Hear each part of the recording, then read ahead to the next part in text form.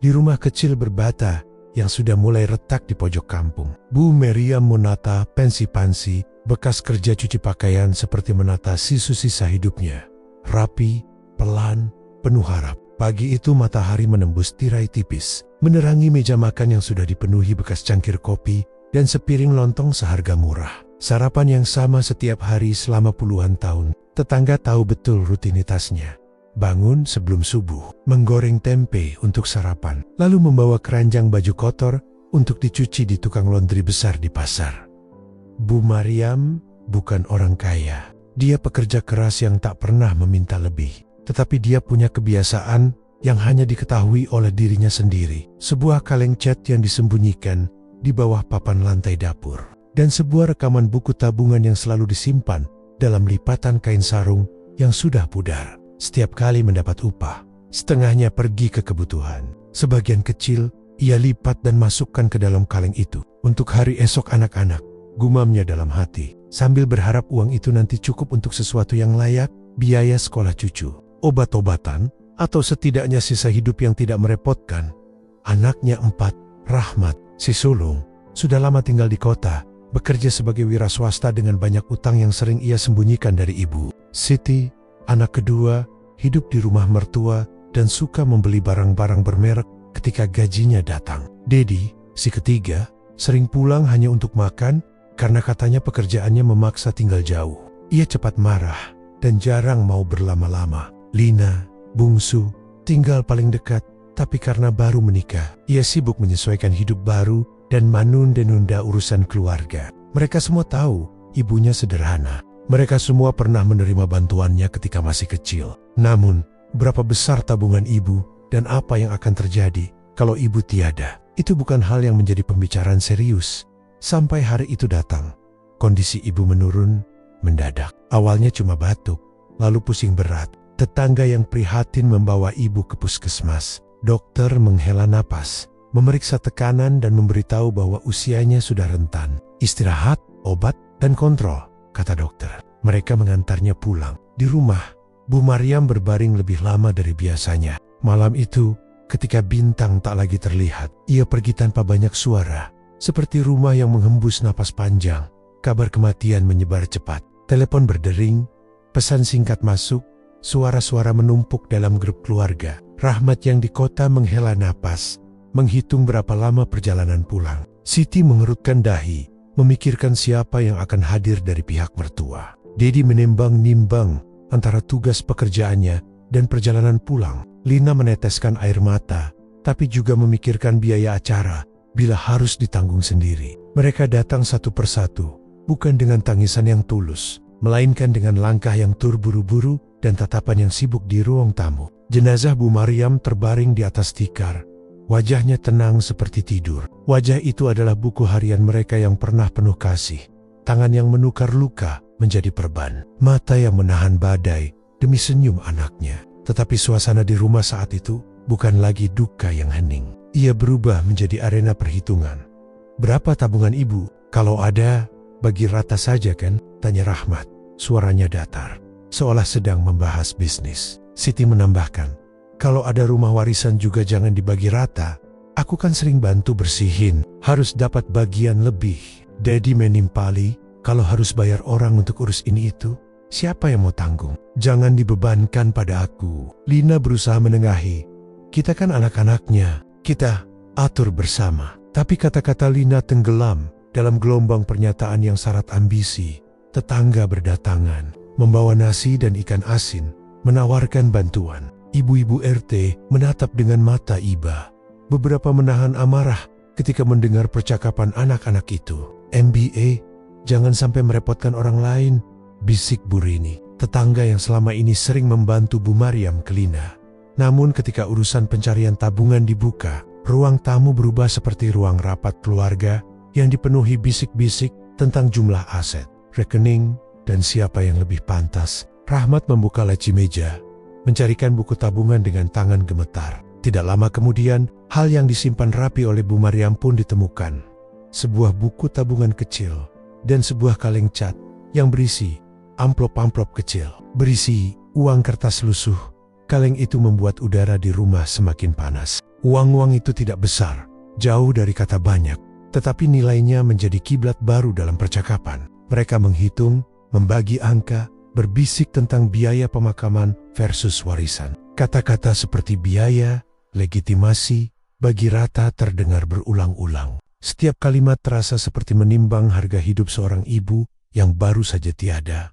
Kalau hanya segitu, untuk apa repot-repot urus jenazah dengan cara besar-besaran? Suara Dedi terdengar dingin. Kemana RT nanti? Sewa mobil jenazah mahal. Kita tidak punya uang cadangan. Rahmat segera menimpali dengan nada yang sama pragmatis. Kalau begitu kita jual saja perabotan lama. Nanti bagi hasil. Yang penting cepat. Jangan buat repot. Siti menoleh. Matanya melebar. Bukan karena sedih, tetapi karena perhitungan sudah di depan mata. Apa yang bisa dijual? Siapa dapat apa? Lina berdiri terpaku. Ia ingat bagaimana ibunya menabung sedikit demi sedikit, menolak jajan, memotong pengeluaran agar anaknya bisa sekolah. Ia ingat malam-malam ketika ibunya pulang sendirian dari mencuci sampai larut. Tubuh lelah, namun senyum itu tetap terpasang. Kini, di sana, anak-anaknya sedang mempertimbangkan biaya ambulans, ongkos petugas pemakaman, dan besar kemungkinan menjual lemari tua sebagai solusi cepat. Lina membalikan wajah, menahan marah dan sedih. Tetangga-tetangga yang melihat mulai bergumam. Ada yang menasihati agar urusan jenazah diurus dengan cara yang wajar, meskipun sederhana. Ada yang menuding bahwa hal itu menunjukkan betapa dangkalnya kasih sayang anak kepada orang tua. Namun nasihat itu seolah angin lalu. Di dalam rumah, fokusnya sudah pada angka-angka. Bahkan ketika pihak puskesmas menelepon menanyakan siapa yang akan mengambil jenazah untuk dimandikan dan disyalatkan. Tak satu pun dari anak-anak itu mengangkat tangan tegas. Biarkan saja kami pikirkan dulu, jawab Rahmat melalui telepon. Nada suaranya datar. Kalau nanti sudah jelas, saya akan kirim uang untuk pengurusan. Kalimat itu lebih mirip janji yang dibuat agar orang lain bekerja, bukan niat membiayai. Lina menatap Rahmat, matanya penuh kecewa. Di luar, Bu Rini menghela napas panjang, menatap jam di dinding seolah waktu membeku.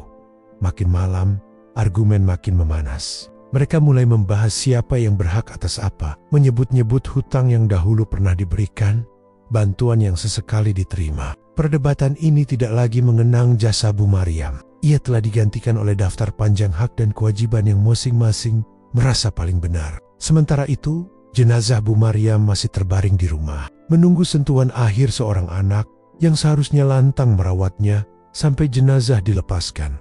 Akhirnya, karena tidak ada yang mau mengambil tanggung jawab segera, apakah karena sibuk dengan pekerjaan, takut repot, atau terlalu asyik menghitung, pihak puskesmas dan ketua RT menyarankan untuk menempatkan jenazah sementara di ruang jenazah desa sampai keputusan keluarga jelas. Saran itu disambut dengan anggukan, setengah hati. Namun kepada tetangga yang mengusulkan agar setidaknya ada yang melakukan prosesi sederhana, jawaban yang diberikan malah lebih keinginan praktis.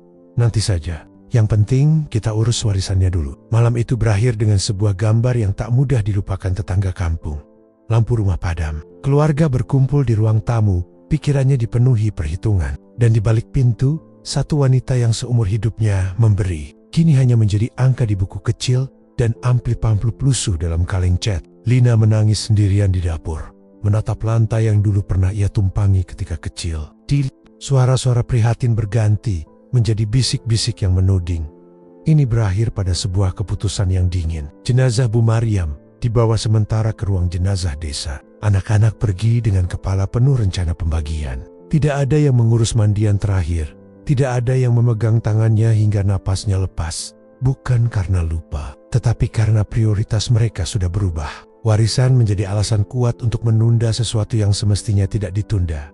Di kampung itu, malam merayap pelan, meninggalkan banyak pertanyaan yang belum terjawab. Seberapa besar nilai sebuah tabungan dibandingkan jasa seorang ibu? Seberapa pantas menghitung setiap rupiah ketika yang ditinggalkan adalah kasih yang tak ternilai? Pertanyaan-pertanyaan itu menggantung, menunggu bab-bab selanjutnya untuk dijawab, atau dibiarkan membusuk bersama warisan yang tak hanya terdiri dari uang.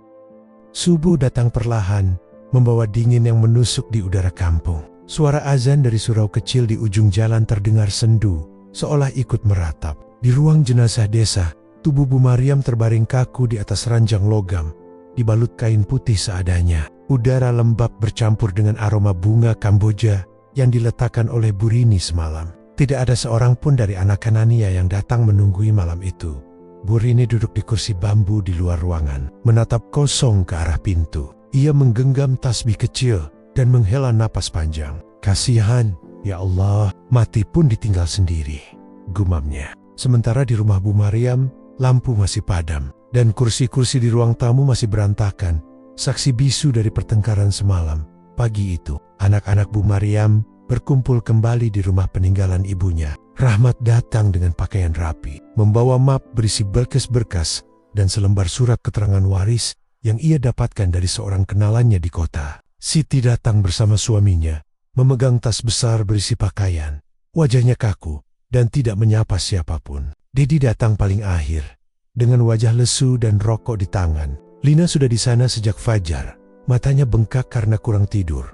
Namun, tidak ada pelukan atau kata duka yang terdengar pagi itu. Yang ada hanya pembicaraan dingin tentang apa langkah selanjutnya. Kalau warisan mau dibagi, kita harus tahu dulu totalnya, kata Rahmat. Membuka mapnya seperti sedang rapat kantor. Rumah ini kan peninggalan ibu, otomatis dibagi 4, balas Siti. Matanya tajam. Bagaimana dengan tanah di belakang rumah? Itu kan dulu kata ibu. Mau buat Lina? Ucap Dedi sambil menghembuskan asap rokok. Lina yang dari tadi diam, akhirnya bersuara, pelan tapi tegas. Kita bisa bahas nanti. Sekarang kita harus urus dulu ibu. Semua terdiam sejenak. Lalu Rahmat mengangkat bahu. Iya, tapi biaya pemakaman juga harus dari uang ibu, bukan dari kita. Uang tabungan itu belum jelas jumlahnya. Lina menatap mereka satu persatu, tak percaya dengan apa yang ia dengar. Jadi, kalian mau urus jenazah ibu setelah tahu berapa uangnya? Tidak ada jawaban langsung. Suara jangkrik di luar rumah bahkan lebih nyaring dari keheningan yang mengikuti pertanyaan itu. Akhirnya, setelah didesak oleh tetangga dan RT setempat, Lina pergi sendiri ke ruang jenazah desa. Ia mengenakan kebaya sederhana warna coklat muda dan membawa sehelai mukena ibu yang dulu sering dipakai saat lebaran. Di sana, ia mendapati tubuh ibunya masih terbaring seperti semalam. Dingin, tenang, tapi juga menyedihkan. Bu Rini menyambut Lina dengan mata yang merah. Nak, cepat urus ibumu. Dari tadi malam saya tunggu, takut nanti jenazahnya harus dipindah. Karena tempat ini sempit, Lina tak bisa menahan air mata. Ia menyentuh kain kafan itu pelan, seolah memohon maaf. Maaf bu, Lina telat. Suaranya bergetar. Dalam hati ia teringat masa kecilnya. Bagaimana ibunya selalu memijat kakinya saat ia sakit. Bagaimana ibunya menungguinya pulang sekolah meski kehujanan. Dan kini, ketika waktunya membalas, justru ia datang setelah semuanya terlambat.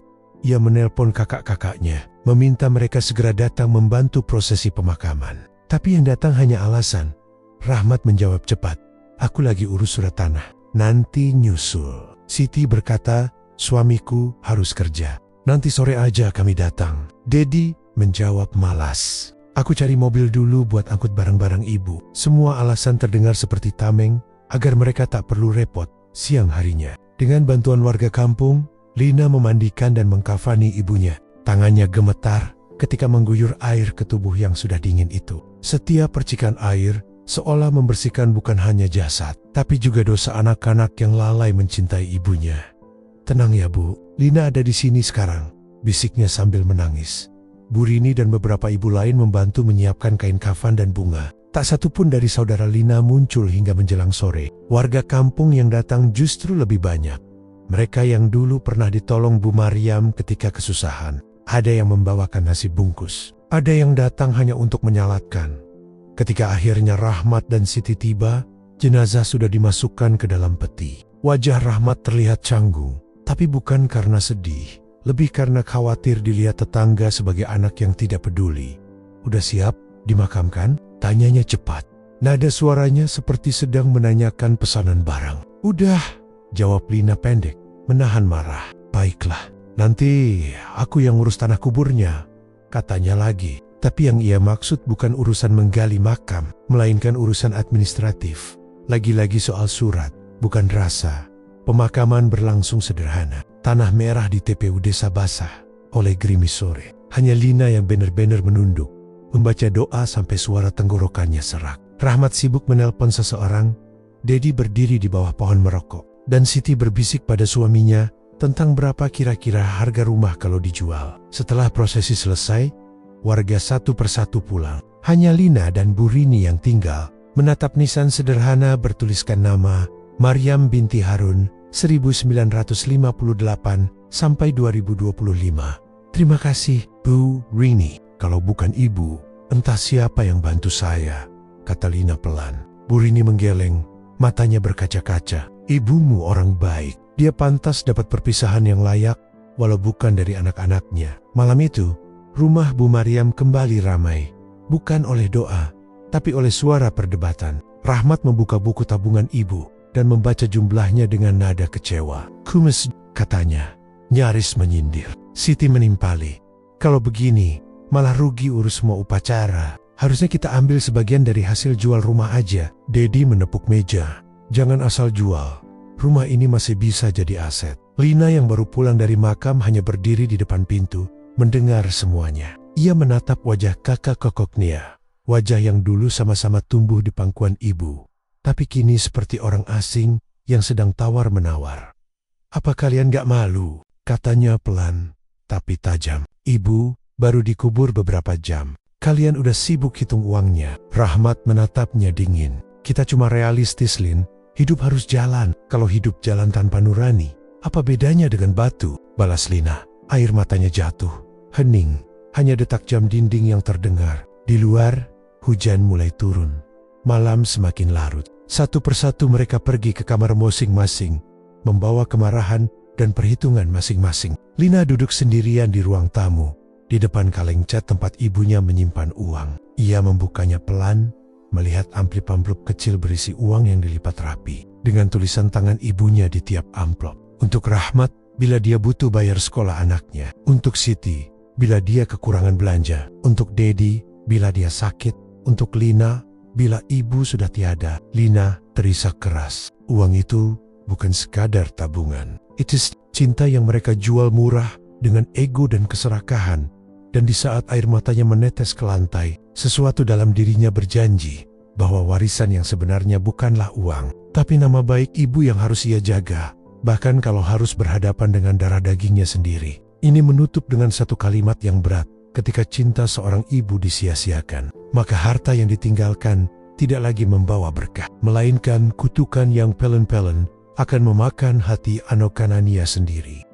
Sudah 3 hari sejak pemakaman Bu Maryam. Tanah kuburnya masih basah, bunga tabur belum layu, tapi rumah peninggalannya sudah berubah suasana. Bukan lagi tempat kenangan yang penuh kasih, melainkan ruang penuh bisik-bisik, curiga, dan ambisi. Rahmat kini tinggal sementara di rumah itu. Dengen Alesen mengurus berkas warisan. Ia duduk di kursi tamu setiap pagi sambil menelpon seseorang, berbicara pelan tentang notaris, sertifikat, dan bagi hasil. Di Maya Deepen, map kuning berisi dokumen tanah dan buku tabungan ibu tergeletak. Dijaga seolah itu emas. Siti sering datang dengan suaminya, menenteng kalkulator dan kertas. Mereka menghitung nilai rumah berdasarkan perkiraan harga tanah terbaru di kampung. Kalau dijual, bisa 150 juta. Dibagi 4, lumayanlah, katanya sambil tersenyum tipis. Bukan senyum lega, tapi senyum serakah yang mencoba disembunyikan. Dedi lebih sering marah-marah. Kalau mau dijual, jual aja cepat. Aku butuh uang buat modal kerja, katanya. Setiap kali pembahasan mulai memanas, Lina hanya duduk diam, mendengarkan, mencoba menahan diri agar tidak meledak. Suara azan zuhur terdengar dari kejauhan, tapi tak ada satupun dari mereka yang bergerak untuk berhenti berbicara. Hari itu Rahmat memanggil seorang kenalannya, Pak Herman, yang katanya bisa membantu proses balik nama rumah. Pria itu datang dengan motor butut dan map hitam di tangan. Ia memeriksa dokumen, lalu berkata dengan nada tenang, kalau sertifikat atas nama almarhumah, nanti harus ada surat persetujuan ahli waris. Semua anak harus tanda tangan. Rahmat mengangguk. Itu gampang, semua anaknya setuju kok. Tapi Lina langsung memotong. Tunggu dulu, aku belum setuju rumah ini dijual. Rahmat menatapnya dahi berkerut. Lina, jangan egois. Rumah ini udah tua, banyak bocor, mending dijual. Uangnya kita bagi, bisa kamu pakai buat usaha. Lina menatap lantai, suaranya pelan tapi tegas. Aku gak butuh uangnya, Aku cuma nggak mau rumah ini dijual. Ini satu-satunya peninggalan ibu. Siti mendengus. Kalau cuma karena kenangan, ya cukup ambil barangnya, bukan rumahnya. Lina menggeleng. Ibu nggak pernah bangun rumah ini untuk dijual. Ibu bangun rumah ini supaya kita punya tempat pulang. Ucapan itu membuat suasana jadi hening. Tapi keheningan itu bukan tanda damai, melainkan jeda sebelum badai. Dedi membanting rokok ke lantai, suaranya keras. Udah, jangan baper Lin, kita butuh uang, bukan nostalgia. Lina menatap Dedi dengan mata berair. Tapi ia tidak menunduk. Kalian lupa. Ya, ibu kerja siang malam buat rumah ini. Dicuci baju orang, dijemur di terik matahari, sampai tangannya pecah-pecah. Semua itu buat kita. Dan sekarang, kalian mau jual? Rahmat berdiri, menatapnya tajam. Jangan seolah kamu yang paling sayang sama ibu. Kita semua juga anaknya. Kalau memang sayang, kenapa waktu ibu meninggal, kalian sibuk berebut uang? Suasana pun pecah. Rahmat menepuk meja, Siti teriak bahwa Lina berlebihan. Dan Dedi keluar sambil menggerutu. Pak Herman, yang sedari tadi duduk kaku, akhirnya berbisik pelan. Kalau begini, saya pamit dulu saja ya. Nanti kalau sudah sepakat, baru saya bantu prosesnya. Ia segera pergi, meninggalkan rumah yang kini dipenuhi aura tegang. Malamnya, Lina duduk sendirian di dapur. Ia menyalakan lampu kecil dan membuka kaleng tempat ibunya dulu menabung. Di sana, selain amplop-amplop kecil yang sudah dibacanya, ia menemukan selembar kertas lusuh yang terlipat. Tulisan tangan ibunya masih rapi, meski tinta sudah agak pudar. Untuk anak-anakku, kalau nanti ibu sudah tiada, jangan ribut soal apa yang ibu tinggalkan. Ibu hanya ingin kalian tetap bersama. Rumah ini jangan dijual, karena disinilah doa ibu tinggal. Ibu tidak punya harta banyak, tapi ibu punya kalian. Itu harta ibu yang sebenarnya. Lina menutup surat itu dengan tangan gemetar. Air matanya menetes di atas kertas yang sudah rapuh. Ia tahu sekarang apa yang harus ia lakukan. Menjaga pesan itu, walau harus sendirian. Keesokan harinya, Lina memanggil ketiga kakaknya ke ruang tamu. Aku mau kasih lihat sesuatu, katanya. Ia meletakkan surat itu di atas meja. Rahmat membaca dengan nada sinis. Surat kayak gini bisa ditulis siapa aja. Siti menambahkan. Iya, tulisan tangan kan gampang dibuat. Lina menggeleng, suaranya bergetar. Aku kenal tulisan ibu. Aku bahkan hafal bentuk huruf M-nya. Ini Osley. Ini pesan terakhir ibu buat kita. Namun Rahmat malah tertawa kecil. Pesan boleh aja, tapi hukum tetap hukum. Kalau semua ahli waris setuju jual, enggak masalah. Dedi ikut menimpali. Betul, jangan bawa-bawa perasaan, Lin. Lina menatap mereka satu persatu, lalu berkata pelan. Kalian boleh ambil uang tabungan ibu, tapi rumah ini aku jaga. Aku enggak akan tanda tangan. Kata-kata itu seperti batu besar yang dijatuhkan di tengah meja. Rahmat menatapnya lama, wajahnya berubah kaku. Jadi kamu mau halangi kami? Aku cuma mau jalankan pesan ibu, jawab Lina. Baik, tapi jangan salahkan kami kalau nanti kamu sendirian. Setelah itu mereka pergi, meninggalkan Lina sendirian di rumah tua itu. Suara langkah mereka hilang di kejauhan, disusul oleh suara pintu pagar yang ditutup keras. Malam kembali datang. Hujan turun deras, menetes di atap seng yang bocor. Lina duduk di ruang tengah, menatap foto lama ibu yang tergantung di dinding. Dalam foto itu, Bu Mariam tersenyum, berdiri di depan rumah yang baru selesai dibangun, dengan tulisan di bawahnya. Rumah ini bukan untuk kaya, tapi untuk pulang. Hujan makin deras, namun Lina merasa hangat di dada. Ia tahu, walau sendirian, ia sudah memilih jalan yang benar. Tapi jauh di luar sana, Rahmat, Siti, dan Dedi mulai merencanakan sesuatu, cara agar rumah itu tetap bisa dijual, meski tanpa tanda tangan Lina. Karena bagi mereka, warisan bukan kenangan. Warisan adalah uang. Dan itulah awal dari retaknya darah yang tak lagi diikat oleh kasih seorang ibu, melainkan oleh selembar sertifikat dan angka di buku tabungan. Lina menatap lampu yang berkelap-kelip, sementara suara hujan seolah menyanyikan kesepian. Ia belum tahu bahwa perjuangannya menjaga warisan ibu akan membuka rahasia besar. Rahasia tentang siapa sebenarnya yang paling durhaka di antara mereka. Hujan semalaman membuat halaman depan rumah Bu Mariam becek dan berlumpur. Pagi itu udara lembab, dingin dan suram, seolah alam pun masih berduka. Di dalam rumah, Lina menyiapkan teh panas sambil menatap jendela yang berembun. Ia masih tinggal sendiri sejak pertengkaran terakhir. Tak ada kabar dari Kaci Kakokoknya, hanya bisikan tetangga yang mulai menyebar tentang anak-anak yang berebut warisan. Namun Lina tidak peduli. Ia lebih memilih diam, menjaga rumah seperti pesan ibu. Setiap pagi ia menyapu halaman, menyalakan dupa kecil di meja foto, dan berdoa dengan suara bergetar. Tapi dalam kesepiannya, ia merasakan sesuatu yang aneh, seperti ada hal yang belum selesai dari kepergian sang ibu. Malam sebelumnya, ia bermimpi Bu Maryam datang dengan pakaian putih bersih, berdiri di ambang pintu dapur sambil berkata pelan, "Cari di tempat tidur, nak." Di bawah bantal ibu, Lina terbangun dengan keringat dingin. Ia pikir itu cuma bunga tidur. Tapi kata-kata itu terus berputar di kepalanya. Jadi pagi itu, dengan langkah pelan, ia masuk ke kamar lama ibunya. Kamar itu masih seperti dulu. Bau bedak tawon bercampur minyak kayu putih, sprei lusuh, lemari kayu yang warnanya mulai pudar. Ia duduk di tepi ranjang dan menatap bantal yang sudah kempes. Sarungnya berwarna biru muda dengan motif bunga melati. Perlahan ia angkat bantal itu, lalu menyentuh kasur di bawahnya. Tangannya meraba sesuatu. Amplop kecil berwarna coklat, dilipat rapi dan diikat dengan tali benang. Di depan amplop itu tertulis dengan tinta biru, "Untuk Lina. Bila kamu menemukan ini setelah ibu pergi." Hati Lina berdebar. Ia membuka perlahan, takut isinya membuat hatinya hancur lagi. Di dalam amplop itu ada surat dan sebuah foto tua. Foto seorang pria bersama Bu Maryam muda di depan sebuah toko kain. Dengan tulisan di belakang foto, tahun 1991, harapan kecil yang belum selesai. Lina membaca surat itu dengan tangan bergetar. "Lina, kalau kamu membaca ini, berarti ibu sudah tidak ada. Ibu menulis surat ini karena selama ini ada hal yang tidak pernah ibu ceritakan pada siapapun. Ibu punya tabungan lain, bukan untuk dibagi, tapi untuk menjaga kalian kalau nanti saling menjauh. Tabungan itu ibu simpan di rekening atas nama orang lain. Orang yang dulu pernah menolong ibu saat susah. Tapi lebih dari itu, ibu ingin kamu tahu satu kebenaran.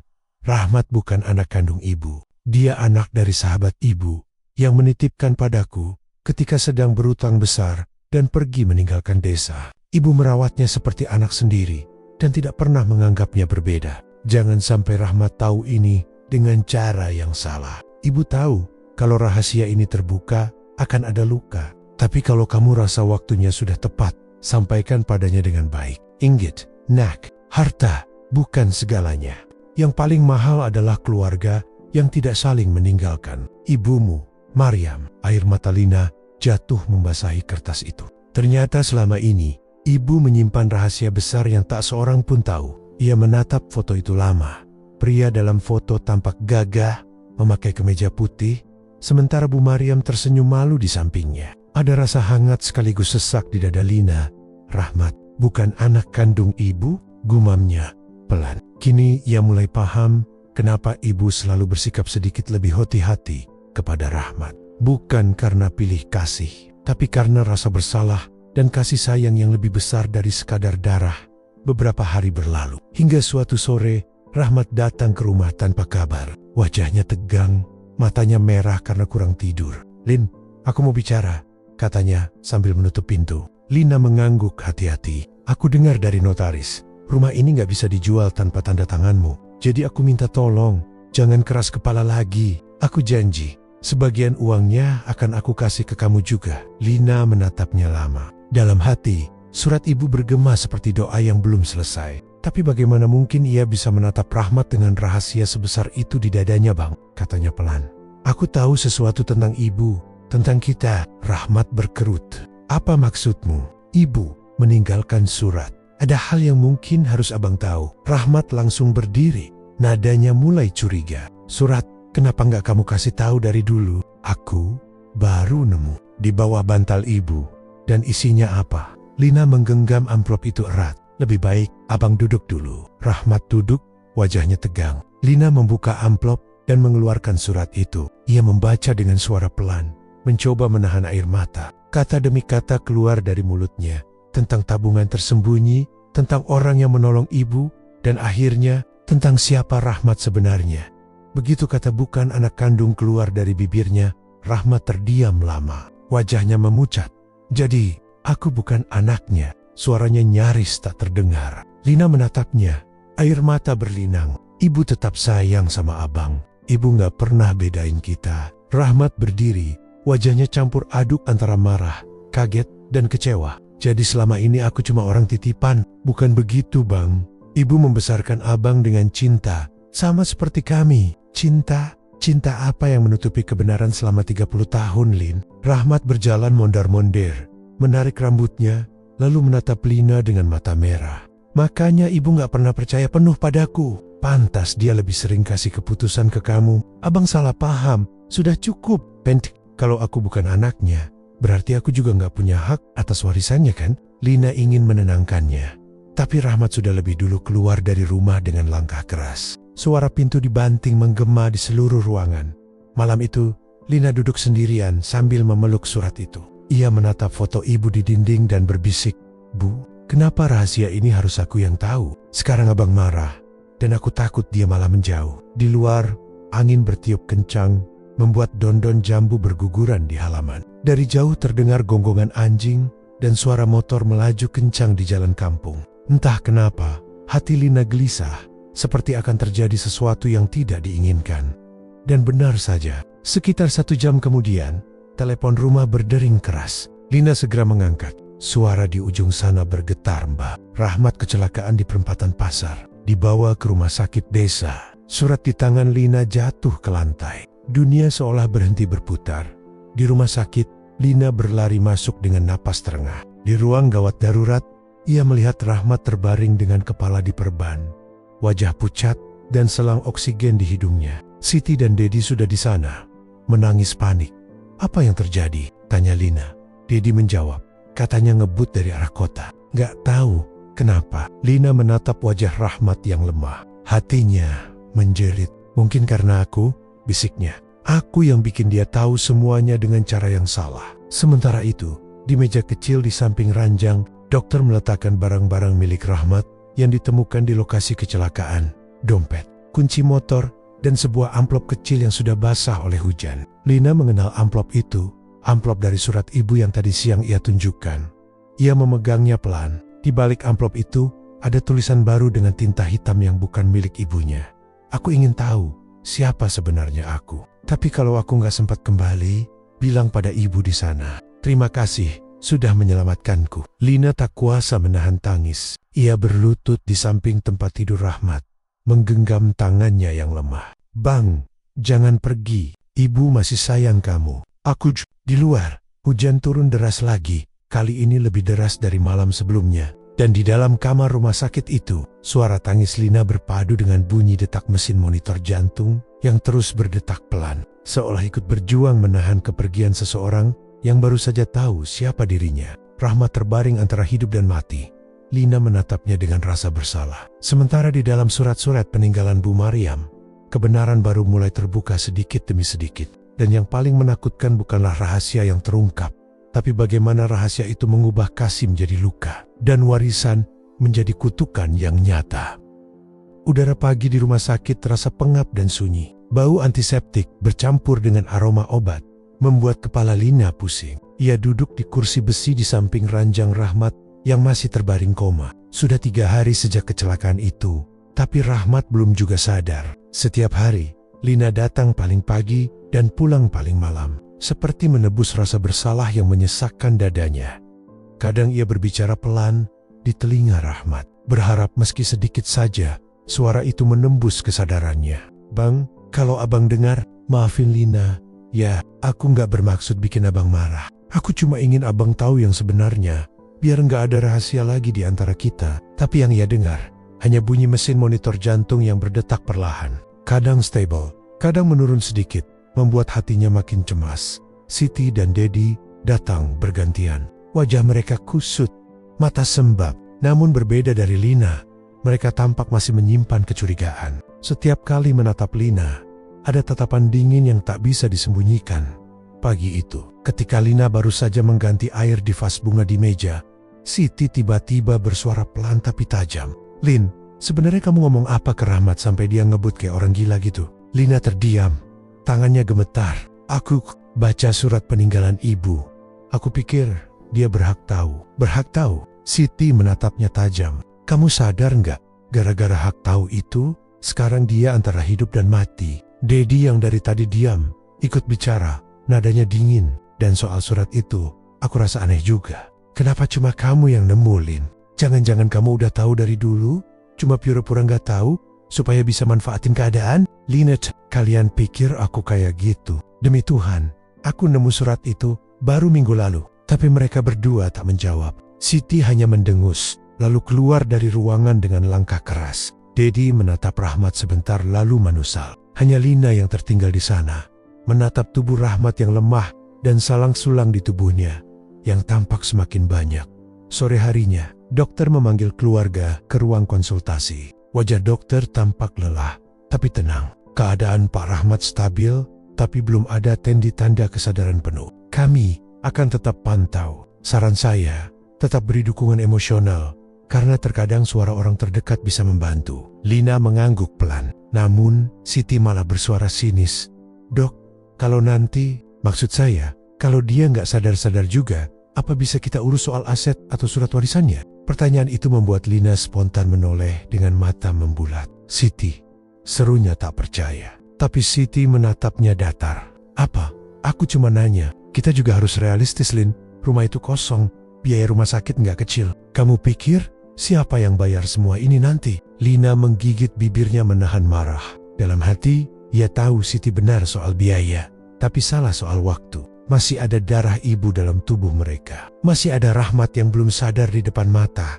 Namun malam itu, setelah semua pulang, Lina duduk sendirian di depan rumah sakit. Di bawah lampu temaram, ia memegang surat ibu lagi. Membacanya untuk kesekian kali. Setiap kata terasa seperti pisau yang menusuk perlahan. Jangan sampai Rahmat tahu dengan cara yang salah. Dan ia tahu, ibu benar. Ia memang telah membuat Rahmat tahu dengan cara yang paling menyakitkan.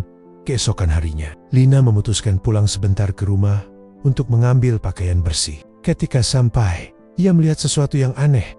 Pintu rumah terbuka sedikit. Ia ingat jelas sudah menguncinya semalam. Dengan hati-hati, ia masuk. Ruangan tampak berantakan. Laci meja terbuka, lemari kamar ibu tercongkel. Ia segera berlari ke kamar ibunya, tempat ia menyimpan surat dan foto lama. Semuanya masih ada, tapi amplop tempat surat itu dulu disimpan, kini hilang. Ia panik. Siapa yang masuk ke sini? Tiba-tiba, dari arah luar terdengar suara langkah kaki. Dedi muncul dari teras, membawa kunci cadangan rumah. Oh, kamu di sini, Lin. Aku tadi cuma mau cari dokumen asuransi Rahmat, katanya disimpan sama kamu. Lina menatapnya curiga. Asuransi? Kamu masuk tanpa izin, Dad. Dedi tersenyum kaku. Aku saudara juga, Lin. Lagian rumah ini kan belum dibagi. Atau kamu takut aku nemu sesuatu? Nada suaranya membuat Lina menggigil. Ia tahu Dedi licik, tapi tak menyangka akan secepat ini ia mencoba menguasai dokumen peninggalan ibu. Keluar dari sini. Dad, kata Lina tegas, kalau kamu masih anggap rumah ini milik keluarga, hormati peninggalan ibu. Dedi menatapnya sinis, lalu meletakkan sesuatu di meja. Baik, tapi kamu pikir ya, Lin, semua ini gak akan bertahan lama. Kalau Rahmat gak sadar, urusan warisan bakal jadi tanggung jawab kita semua. Dan aku gak mau ketinggalan. Ia pergi meninggalkan Lina dengan jantung berdetak kencang. Malam itu, Lina tidur di rumah dengan lampu menyala. Suara hujan kembali turun, dan angin menggoyang tirai jendela. Dalam setengah sadar, ia mendengar suara pintu terbuka pelan. Ia terlonjak, tapi ketika menatap ke arah pintu, tak ada siapapun. Hanya suara langkah cepat di luar. Seperti seseorang berlari menembus hujan. Beberapa hari kemudian, Lina menerima panggilan dari pihak rumah sakit. Rahmat sudah sadar. Tanpa berpikir panjang, ia langsung berlari ke sana. Begitu sampai, ia melihat Rahmat terbaring dengan mata terbuka, lemah tapi sadar. Bang, serunya, sambil menahan air mata. Puji Tuhan, abang sadar! Rahmat tersenyum tipis. Lin, suaranya serak, hampir tak terdengar. Aku ingat semuanya. Lina menatapnya lembut. Jangan dulu banyak bicara. Yang penting, abang istirahat. Namun Rahmat menggeleng pelan. Aku tahu sekarang siapa aku. Tapi aku juga tahu siapa kalian. Lina mengerutkan dahi. Maksud abang? Rahmat memalingkan wajah ke jendela, menatap hujan yang jatuh. Siti dan Dedi datang semalam. Mereka bilang aku gak punya hak apa-apa, karena aku bukan anak kandung. Mereka bilang semua warisan harus dibagi bertiga tanpa aku. Tapi kamu tetap di pihak aku ya? Lina, air matanya jatuh tanpa bisa ditahan. Tentu bang, aku gak peduli darah atau tidak. Ibu sayang abang, aku juga. Rahmat menoleh perlahan, menatapnya dalam. Kalau gitu, bantu aku. Lin, aku harus tahu siapa orang yang menitipkan aku ke ibu. Aku harus tahu kenapa dia pergi dan meninggalkan aku begitu saja. Lina menghela napas dalam. Tapi ibu gak kasih nama, cuma foto seorang pria. Mungkin dia orang itu. Rahmat menatap foto itu lama, matanya berkaca-kaca. Aku akan cari dia. Mungkin disitulah jawaban semuanya. Hari berganti minggu. Rahmat mulai membaik, tapi suasana keluarga makin retak. Siti dan Dedi sibuk mengurus pembagian harta. Bahkan tanpa menunggu hasil pemeriksaan medis Rahmat selesai. Lina mencoba menenangkan semuanya, tapi suara mereka makin tinggi setiap kali membahas rumah peninggalan ibu. Suatu malam, Rahmat memanggil Lina ke taman rumah sakit. Ia duduk di kursi roda, menatap langit malam yang gelap. Lin, katanya lirih, aku udah mikir panjang. Aku gak mau rebutan warisan lagi. Aku cuma mau tahu asal-usulku.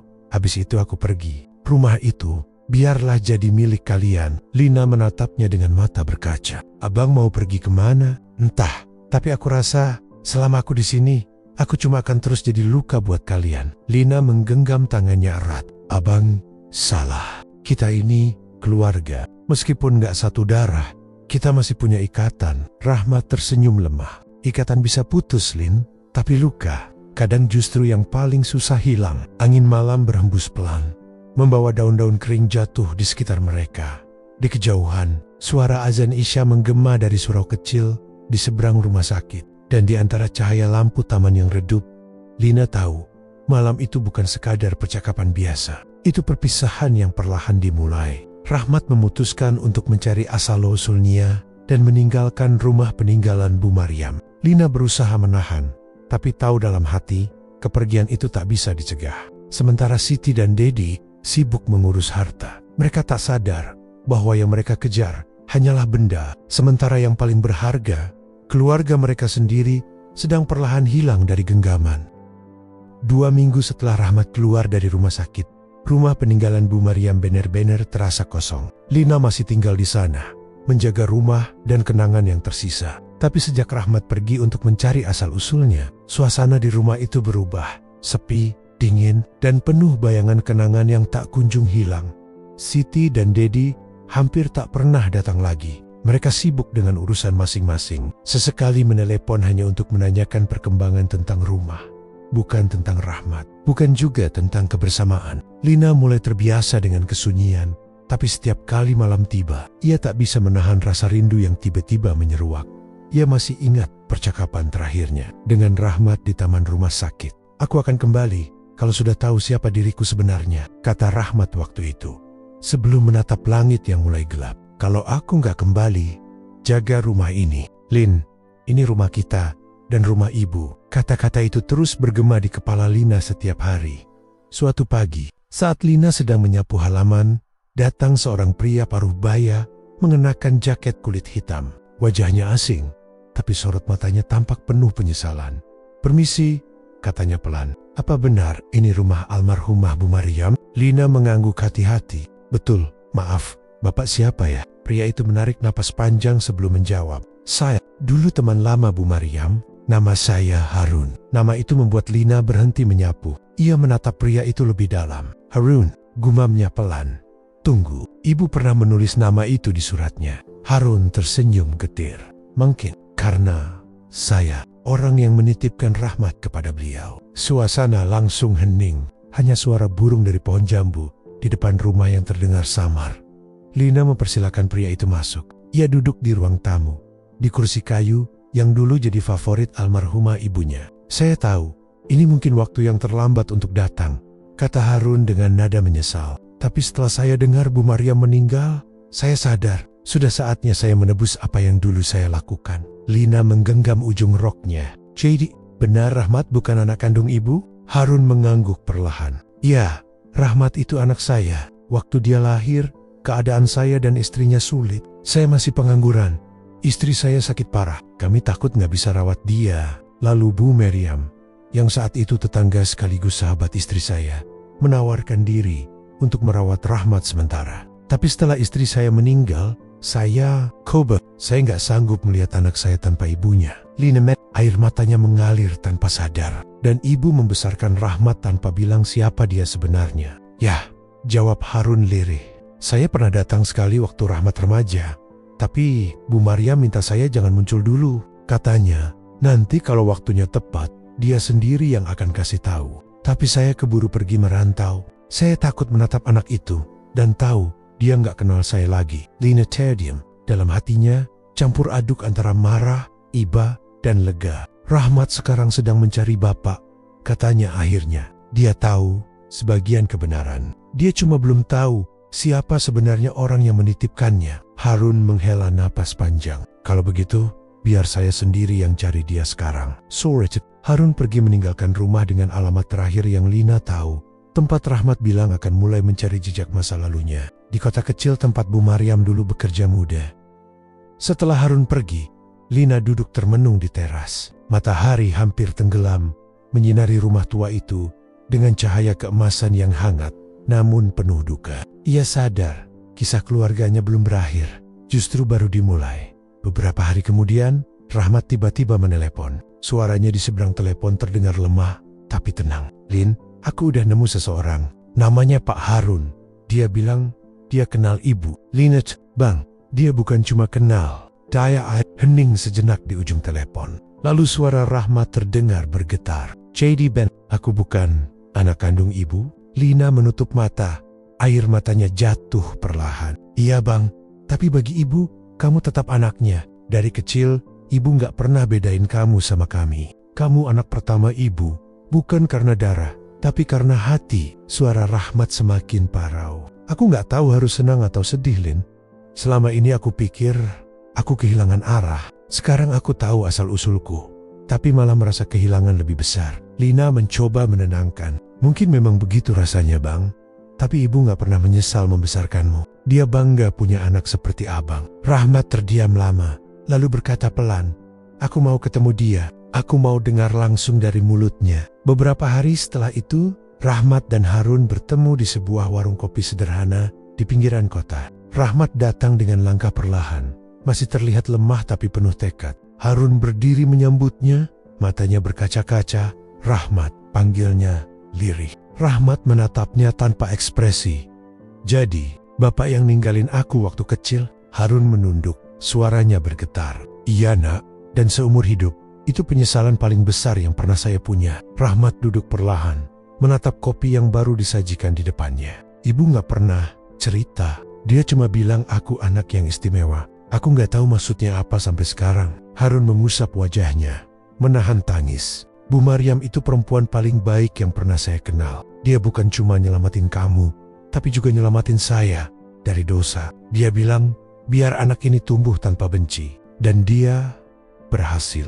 Rahmat akhirnya menatapnya. Tapi kenapa sekarang baru datang? Harun menggigit bibirnya. Karena saya pengecut. Tapi sekarang saya nggak mau lari lagi. Kalau kamu mau benci saya terima. Asal kamu tahu, saya sayang kamu dari dulu. Meski dari jauh. Air mata Rahmat akhirnya jatuh juga. Ia menunduk, menggenggam tangan Harun dengan gemetar. Saya nggak tahu bisa langsung maafin bapak atau enggak, katanya pelan. Tapi saya capek hidup dengan kebencian. Ibu nggak pernah ngajarin begitu. Harun menatapnya dengan senyum penuh haru. Terima kasih. Nah, malam itu, Rahmat menelepon Lina lagi. Suaranya kali ini lebih tenang. Seperti beban yang selama ini menindih dadanya, akhirnya terangkat. Lin, aku udah ketemu dia. Sekarang aku ngerti kenapa ibu selalu bilang, rumah bukan cuma tempat tinggal, tapi tempat pulang. Lina tersenyum sambil menahan tangis. Jadi, abang mau pulang? Ya, jawab Rahmat. Aku mau pulang. Tapi bukan buat rebutan harta. Aku mau pulang buat nyekar ke makam ibu. Dan bilang, aku udah tahu siapa diriku. Sementara itu, di rumah, Siti dan Dedi mendengar kabar bahwa Rahmat sudah bertemu dengan ayah kandungnya. Tapi bukan rasa lega yang muncul di wajah mereka, melainkan rasa takut. Karena mereka sadar, selama ini mereka sudah terlalu jauh memandang Rahmat hanya sebagai penghalang warisan. Dedi akhirnya berkata pelan, "Mungkin kita salah, Ti. Mungkin ibu benar, harta bukan segalanya." Siti menandok, menatap foto keluarga lama yang tergantung di dinding. "Iya, tapi sekarang kayaknya udah terlambat buat benerin semuanya." Rahmat akhirnya menemukan ayah kandungnya, Harun, dan mengetahui kebenaran masa lalunya. Luka lama mulai sembuh perlahan, tapi hubungan keluarganya dengan Siti dan Dedi masih membeku. Sementara Lina, yang sejak awal menjaga pesan ibu, menjadi satu-satunya tali yang masih menghubungkan mereka semua, satu-satunya cahaya kecil di tengah keluarga yang hampir hancur oleh harta dan rahasia.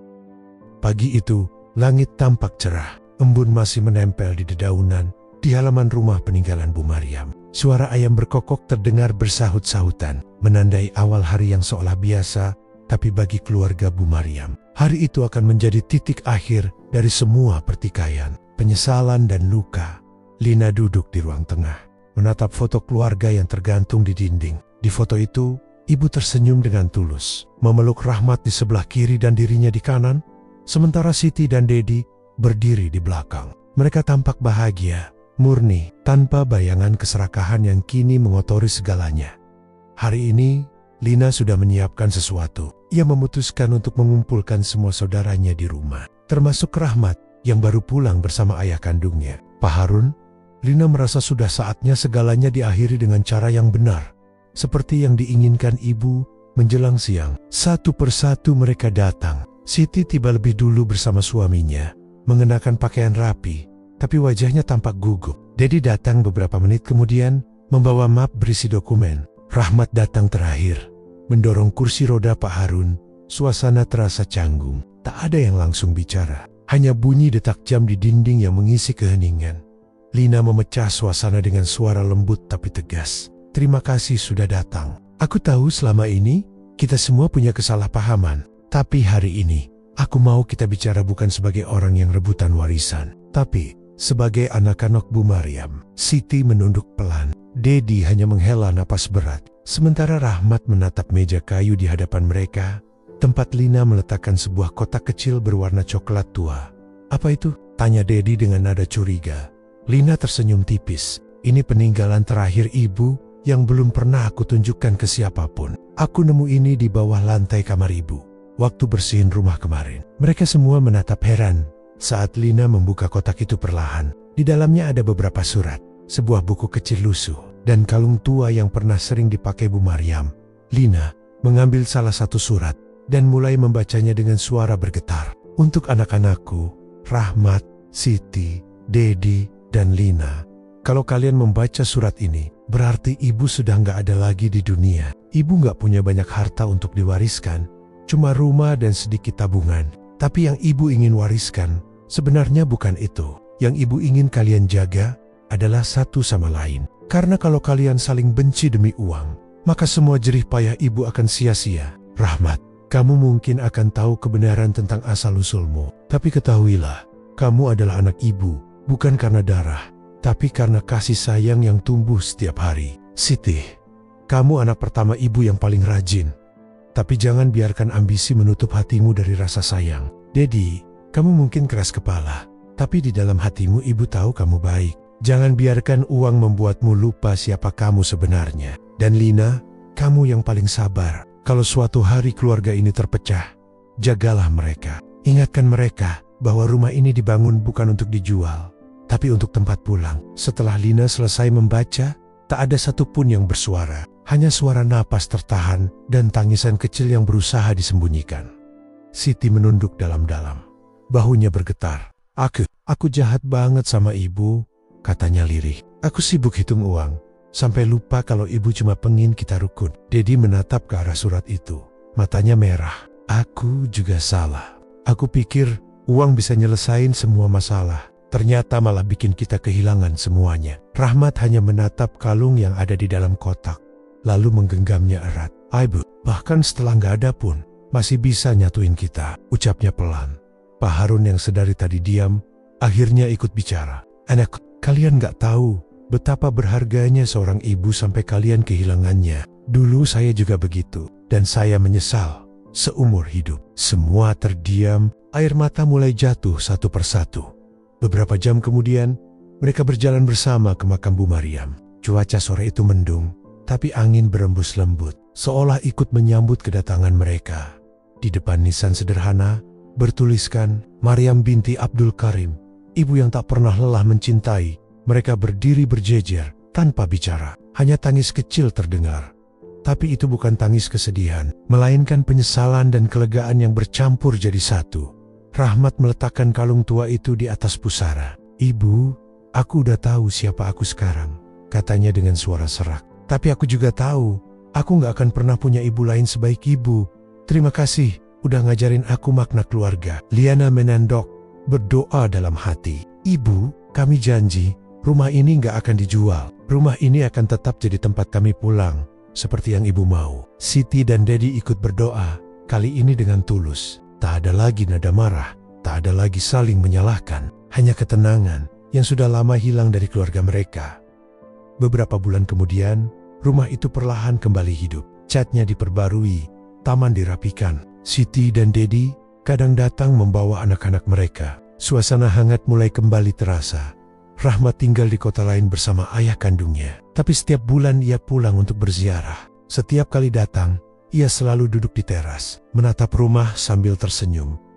Lina tetap tinggal di rumah itu, menjaga kenangan dan doa yang tersimpan di setiap sudutnya. Ia sering menyapu halaman sambil mendengar suara anak-anak Siti berlarian. Dan di saat-saat seperti itu, ia merasa ibu masih ada, tersenyum dari langit, bangga karena akhirnya anak-anaknya berdamai. Suatu sore, Lina duduk di beranda sambil membaca buku harian lama milik ibunya. Di halaman terakhir tertulis satu kalimat yang membuat air matanya kembali jatuh.